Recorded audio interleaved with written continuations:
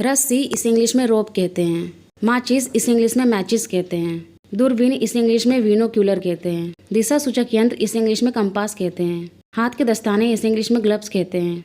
लंबी पैदल यात्रा के जूते इसे इंग्लिश में हाइकिंग बूट्स कहते हैं। मशाल या प्रकाश बत्ती इसे इंग्लिश में टॉर्च या फ्लैश लाइट कहते हैं। जलाने या सुलगाने वाला या ज्वालक इसे इंग्लिश में लाइटर कहते हैं। पॉकेट चाकू इसे इंग्लिश में पेन नाइफ कहते हैं। कुल्हाड़ी इसे इंग्लिश में एक्स कहते हैं। चाकू सेट इसे इंग्लिश में नाइफ सेट कहते हैं।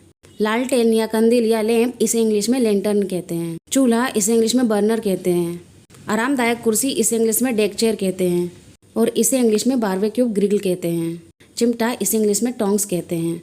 प्राथमिक चिकित्सा किट इसे इंग्लिश में फर्स्ट एड किट कहते हैं। चटाई इसे इंग्लिश में मैट कहते हैं। कैंप का अलाव इसे इंग्लिश में कैंप फायर कहते हैं। पीठ थैला इसे इंग्लिश में बैकपैक कहते हैं। तंबू इसे इंग्लिश में टेंट कहते हैं। सोने का थैला इसे इंग्लिश में स्लीपिंग बैग कहते हैं। शिविर वैन इसे इंग्लिश में कैंपर वैन कहते हैं।